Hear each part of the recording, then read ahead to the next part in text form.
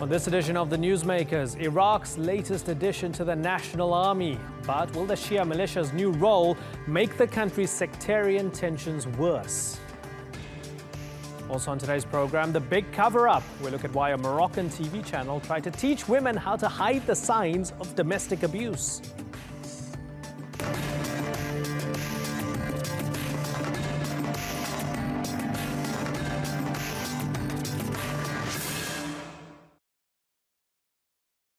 Hello and welcome to the Newsmakers with me, Imran Garta. Iraq's parliament has passed a law that will make the Shia militias a part of the country's armed forces. Sunni groups boycotted the vote, saying it is proof the country is becoming a Shia dictatorship. There have already been accusations of atrocities committed by these groups in Sunni majority areas. The government insists those responsible for violence will be brought to justice. But Iraq has endured episodes of serious sectarian violence ever since the US-led invasion in 2003. Our newsmaker today is Iraq, as we ask whether the Shia militia's new role will make things worse.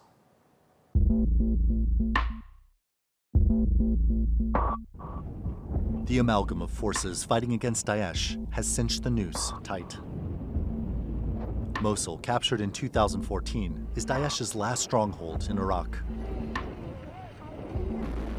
It seems now it has nowhere to run, with all routes in and out of Iraq's second-largest city closed off.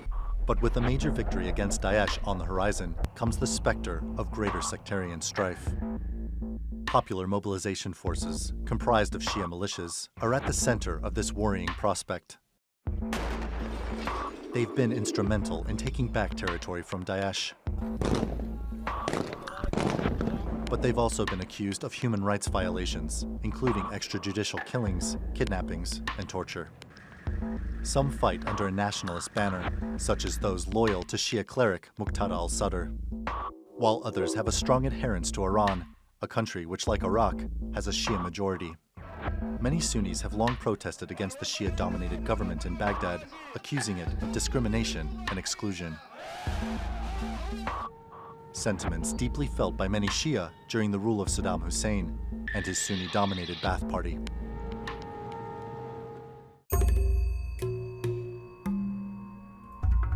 Saddam Hussein governed Iraq with an iron fist that smothered the flames of sectarianism.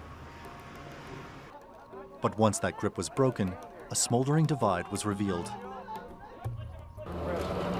Many Sunnis lost their positions in government and the military. Anyone who was affiliated with his Ba'ath Party. De-Ba'athification in Iraq would have significant consequences. And the Shia-led government of Nouri al-Maliki would draw the ire of many Sunnis. At the same time, a number of Shia militias formed. Many would later become part of the popular mobilization forces, now fighting against Daesh. After the collapse of the Iraqi military, and in the face of Daesh's bold offensive in 2014, these militia emerged even more powerful. But with the Iraqi military now restored, there are questions whether their presence is necessary, and whether they only serve to deepen Iraq's Shia-Sunni divide. The integration of Shia militia as a legitimate state force has raised a number of questions. Under the new law which recognizes them, they must relinquish their political allegiances. How to enforce that, however, is unclear. They will report directly to Prime Minister Haider al-Abadi, something which has drawn comparisons to Iran's Revolutionary Guard, an ideologically driven militia. Abadi says he will ensure greater accountability for any crime committed by the popular mobilization forces. I'm not revealing a secret by telling you there are many of the PMF members who've been sentenced in Iraq for crimes during the war, including, of course, some in our own security forces. I give zero tolerance for any excess against human rights. Iraq's Shia-Sunni divide is widely attributed as a key factor in how Daesh managed at one time to control a third of the country. Now the Iraqi army, Kurdish Peshmerga forces, and Shia militia have united with the aim of ridding the country of Daesh once and for all. But will that unity endure if and when their common enemy is defeated? Randolph Nogel, The Newsmakers. Well, joining me now in the studio to discuss this further is Ahmed al-Burai. He's a lecturer at Istanbul Aydın University. And from Baghdad is Saad al-Mutalabi. He's a member of Iraq's governing state of law coalition and also a member of the Baghdad Security Committee. Gentlemen, thank you very much for joining us. Ahmed, let's start with you. Is this a good or a bad idea, absorbing these popular mobilization committees into the mainstream of the Iraqi army and fighting with them? I think it's a bad idea, mainly because these people are in parallel with the government. Originally, they're not abiding to the rules and regulations of the government. They believe that they're above the whole government and they're the upper hand, they're the superpower, and they can control Iraq. That's clear with the proclamations and the announcement of some of their leaders, like Qais al-Khazali. He is the Secretary General of Asaib Ahl al-Haq, or the League of Righteous. When he publicly stated that we're going to participate in the Mosul battle regardless of the fears of the international community and the other Sunni factions in Iraq. We will be there and we will defeat ISIS, whatever the international community thinks and whatever Turkey or other regional powers think. Okay, so I'm going to bring up human rights violations and allegations of human rights violations in a few moments' time. But first of all, Saad al-Mutalabi, this idea that these guys might be more aligned with Iran than Iraq.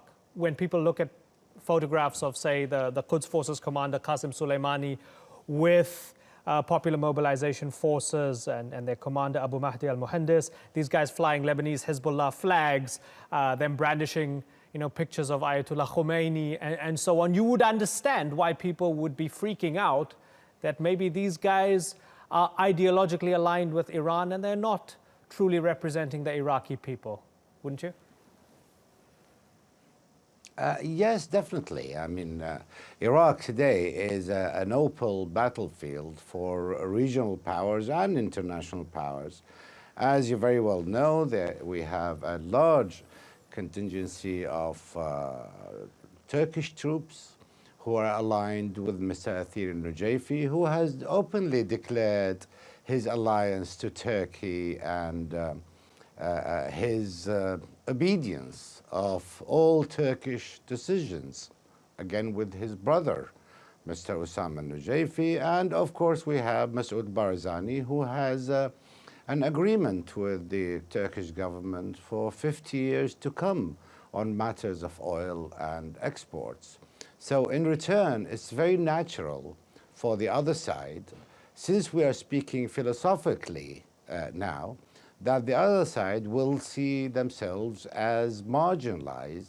The Shia understand that the Iraqi government today is a coalition government made of Kurds and Sunnis and Shia, but it is divided to 33% on each component. So the Shia see themselves as marginalized and see themselves as given more than they should have given, and lost many of their, the point of being a social majority, where now they see themselves as a political minority. So it's understandable that they feel that, like the others are aligning themselves to Turkey, they think it's okay to align themselves to Iran. Okay, so let's and that is the problem of this thing. Sure, okay. So Ahmed, everybody's getting involved. It's a proxy battlefield, all sorts of countries getting involved. Turkey, Iran, and so on. So it's only natural, according to Saad al-Mutalabi, that these guys would be looking towards Iran and getting their support from them. How would you respond to that? The point is, it's not me who's saying that, it's Osama al-Nujayfi. And the man, he said that he is cozy up to Turkey and to other Sunni groups. The point is, if you as a government, the central government in Iraq, if you believe that you're representing the whole spectrum of the people, the whole factions, you shouldn't allow this. Yeah, it's absolutely there. All the word is there in Iraq and in Syria, fighting the so-called terrorism, but at the same time, they're turning a blind eye to the other extremists from the Shia sects. People don't know why. This is happening and this is going to be happening. And by failing to involve the Sunnis, you know what, it's very ridiculous and pathetic when you just speak about this and you completely disregard what happened in 2008. Who defeated al-Qaeda in Iraq?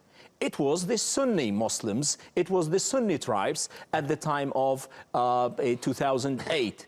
And then now you're replacing them with these kind of militias who are completely indoctrined with hate to the other groups. Okay, so let's get Saad. Saad, respond firstly. You had the Sahwa, the Awakening Councils, they were Sunnis. What happened to that? Well, they have done a wonderful job. I was one of the people who have actually formed the Sahwas, the Awakening. I was in charge of that file from the Iraqi side with the martyr Sattar Abu Risha and the Americans and General Lamb from the British forces. And it was a wonderful success. And we have actually reached at that time a social reconciliation. And nobody could speak of sectarianism again until the Syrian crisis. After the Syrian crisis, the waves of extremism and the waves of sectarianism started to arrive from Syria, which changed the view of what's happening in Iraq. Sure, and one of the crucial things, one of the crucial differences was that when the Awakening Councils, for example, defeated al-Qaeda, in their wake, they did not persecute Shia populations. But what we're seeing here, when we look at Human Rights Watch reports, Amnesty International... That's not correct. At the scale that it's going on now in October, if you'll allow me to just finish this. In October, a report from Amnesty International, it's entitled, Punished for Daesh's Crimes. Security forces and paramilitary militias have consistently committed serious human rights violations and violations of international humanitarian law. They have subjected Sunni Arabs who have fled territories controlled by Daesh to arbitrary detention, torture, enforced disappearance, and unlawful killing. In Anbar, in Salahuddin, in Kirkuk, in Nineveh. There's also a Human Rights Watch report, but we don't have too much time. So my question to you then is, if they've committed so many disgusting abuses, what makes the Iraqi government trust these guys other than the fact that this is sectarian? This information is incorrect. Amnesty International does not have an office in Baghdad. They do not have reporters, honest reporters at the fronts. They receive their reports from politically aligned individuals like Usama al-Nujayfi, who is a Sikh sectarian person. And such personalities who have spread lies. The United Nations General Secretary confirmed that the Iraqi forces did not commit any crimes against humanity. Okay, but between crimes and crimes against humanity, there are many layers. There is no crime. What's so wrong about saying, hey, they committed mistakes, Look, they did bad things, we're going to try and fix it? No, what's the big problem with that?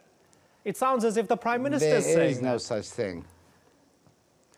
We was talking about individuals. He was talking about 2 or 3 persons who are now in jail being tried for their crimes against individuals. If we speak of a humanitarian crisis, then we are taking the whole thing out of context. There is no such thing.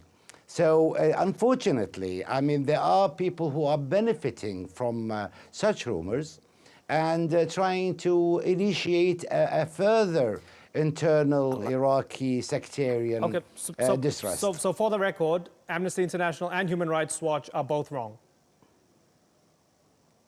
Definitely. Definitely. They do not have people on the ground here in Iraq. So how could they be honest in their reports? Okay, Ahmed? Yeah, this is a very... While the United Nations, while UNDP and the United Nations, they have offices here in Baghdad. Let's bring it up. They have employees at the front. Mr. al-Muttalibi, he is a very professional man and advocator of the devil. He is very good in this, in portraying or in describing everything as colorful, as if nothing is going in the wrong way. This state of denial, the strategy of a state of denial, he is very good at this. He is imagining that before the Syrian war, nothing was wrong, everything was good. The PMFs didn't do anything wrong to the people. All the international organizations, the NGOs, the eyewitnesses, they're all lying, and the only source of truth is the Iraqi government, which is completely I'm going to give Saad al-Mutalabi an opportunity to respond to that. But first, let me ask you, Ahmed. Okay, there's a bunch of bad guys on the ground. Iraq is a mess. What's the big problem if these guys, Hashd-e-Sha'bi, whoever you get, can manage to destroy Daesh, can manage to get rid of them? Wouldn't it be worth it? You know, they talk about World War II. They say you needed Stalin to defeat Hitler and you deal with Stalin afterwards. If they managed to defeat Daesh, would it be worth it, Ahmed? The point is not just defeating Daesh. The day after, what will happen? Imagine that we replace Daesh with these people. What did we do? At the end of the day, this is the crux of the problem. You're not going to replace extremists with other extremists. The people on the ground, they need to entrust, to have a kind of trust and faith in their own representatives. These people are not representing them. They're not saving them. You know what? There's something called the Tikrit rules between the American administration and the Iraqi central government. They agreed that the PMFs are going to encirculate the whole city and protect the people who are fleeing the ISIS or the Daesh-held areas. What did they do? They literally executed some of them. Their videos and releases from there, torturing children, abusing them. And, you know, now Saad al-Mutalabi is laughing, which is very ridiculous and pathetic again. This is not a scene that you're going to laugh at, because we already witnessed this. We've seen this on the social media where children are being beaten by hammers from these people and nothing being punished. Okay, now we are running out of time. A couple of claims against you there, Saad al-Mutalabi, so I'm going to give you a chance to respond briefly, please, sir, because we are running out of time. Yes, unfortunately, he's again going on doctored films and films made by ISIS wearing wrongly designed Iraqi uniforms, declaring obviously that they are ISIS and Daesh and committing crimes, trying to fix this to the Iraqi army. And again, you know, these are jokes. The people in Iraq understand this is our jokes. The PMUs or the PMFs are now in Tel Afar, and they haven't entered Tel Afar. They haven't reached any surrounding areas in Mosul. They are 20 kilometers away from Mosul. How would they meet any refugees from Mosul? You see, the whole thing is wrong. What you've got is a misinformation and exaggeration of events. And we don't really care what you think or the others, because we have the United Nations on our side. The employees are in the front line. They are with the PMUs. Associated Press, Reuters, they are at the front line, BBC and the others. They are recording live what is happening. So really what Amnesty International or the others who do not have offices in Iraq, whatever they say, you would believe that, but the people of Iraq, Sunni and Shia, will just laugh at it. My final question for you, sir, because we are completely out of time, but I want to squeeze this in. Politically, are you worried for Iraqi democracy when you look at this motion to absorb Hashd-e-Sha'bi into the army? When we look at it, it was 208 votes to 0 out of the 327 MPs. All the Sunni MPs boycotted. That doesn't sound like much of a democracy. Are you worried about Iraqi democracy when a motion like that gets passed? No, 6 MPs from Sunni MPs voted pro the law, the legislation. And the agreement is that 40% of the PMF are to be Sunnis from Ramadi, Salahuddin and Nineveh. And again, please give me one example where the PMF have entered a battle and stayed there or made a demographic change. They go, they liberate, they move on. That is the thing. So 40% are Sunnis within this organization, government organization, which is now. And I don't fear any political differences. We are facing next year an election, and I am sure that the present MPs that represent these three constitutions, I'm sure that they will lose this governance. I'm sure they lose their seats and will be replaced by young, honest Sunnis who believe in the democratic system in Iraq and not those who are connected to international or national interests or regional interests. Okay, I'll let that be the final word because we are out of time. Saad al-Mutalabi and Ahmed al-Burai, thank you very much for joining us.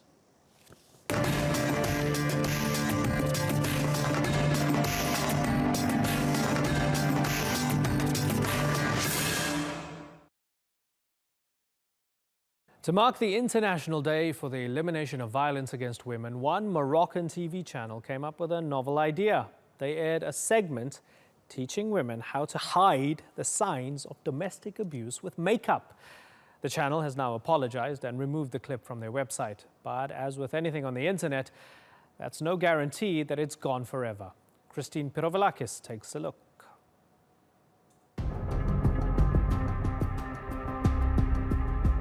This makeup tutorial isn't showing women how to cover up blemishes. Instead, this program on Moroccan state television is advising women how to apply makeup to hide signs of domestic abuse. The smiling makeup artist used a model to demonstrate how to cover up a beating. She disguised fake black and blue bruises using a blush and concealer around the eyes and cheeks. The idea was to help victims of domestic violence carry on with daily life. But many women reacted in horror, saying it normalized domestic violence. And the tutorial caused outrage on social media. A petition signed by 3,200 people demanded an apology and sanctions against the station. One woman tweeted that the host spent more time talking about the best brand of makeup to cover bruises than the actual issue of domestic violence. Another tweet says Morocco spends more time teaching women to use concealer than teaching men to stop abusing. Domestic violence is not a crime in Morocco. In one state survey, 6 out of 10 women in Morocco said they were victims of some form of violence. About half of those assaulted said it was their husbands who did it. And only 3% of these women ever reported the abuse to authorities. A draft bill making domestic violence a crime has been on the table, but it was held up in Parliament due to elections last month.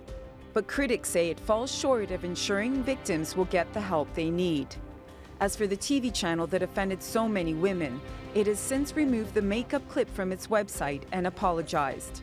Christine Pirovalakis, The Newsmakers. Miriam Morag joins me now from Amsterdam. She's an anthropologist from the University of Westminster who specializes in social media and protests in the Middle East. Miriam, thank you very much for joining us.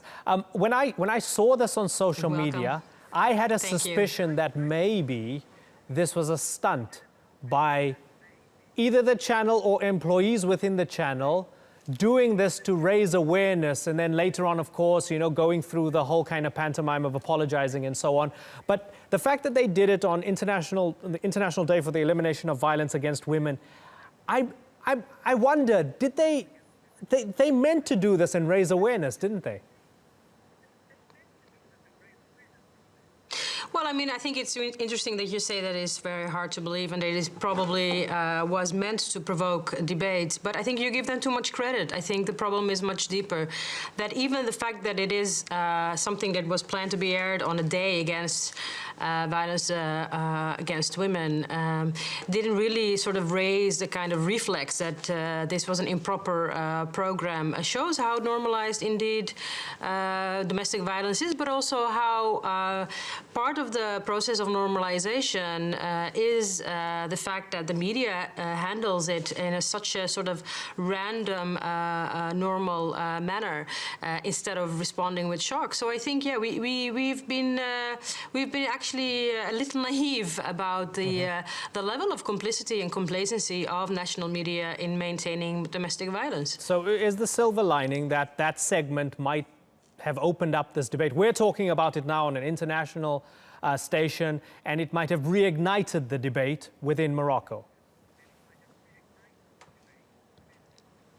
I think, you know, what needs to be also understood is that Morocco has years and years of struggle for women's rights, and millions of women and men, for that matter, have joined feminist movements and groups, but also ordinary working class movements who demand equal pay for women throughout the recent history of Morocco. So, I mean, it's not like this is a new debate that has not occurred. In fact, I think what is even more problematic of what this video shows us is that what we are seeing is also a regression.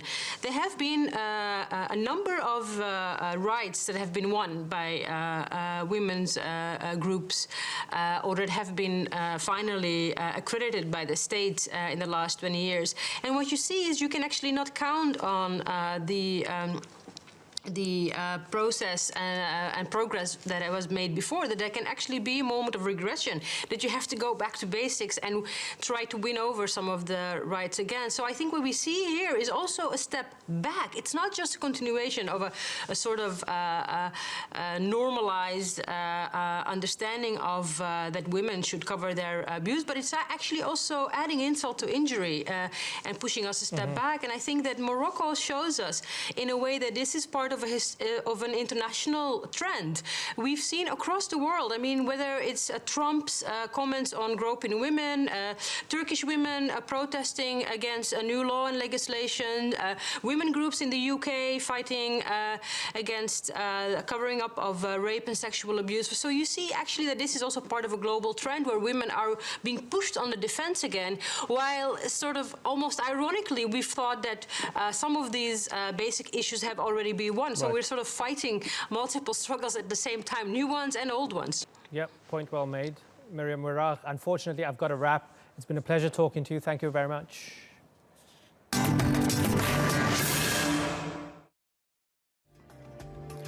You've been watching this edition of the Newsmakers with me, Imran Garda. Thank you for watching. Bye-bye.